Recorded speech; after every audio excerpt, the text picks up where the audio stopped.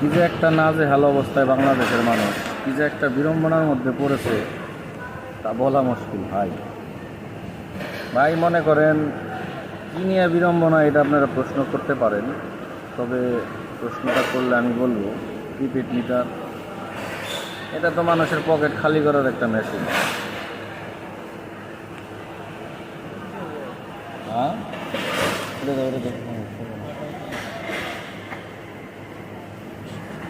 বুঝতে পারছেন না ভাই? মনে করেন এমন একটা অবস্থা, এমন একটা হাল, প্রিপেড মিটার দিয়া পাবলিকের টাকা পকেট থেকে কেমনে নিব এই রাস্তা ওরা বাইর করে ফেলাইছে। ডিজিটাল চুরি আর কি, বুঝছেন? চুরি তো চুরি, তার উপরে ডিজিটাল চুরি। হয় না শিক্ষিত চোর, এরা হলো শিক্ষিত চোর। শিক্ষিত চোর এমনভাবে চুরি করা শিখাইছে তা আপনি বুঝতেও পারবেন না যদি মাথা না খাটান। দেখেন ভাই, 700-800 টাকা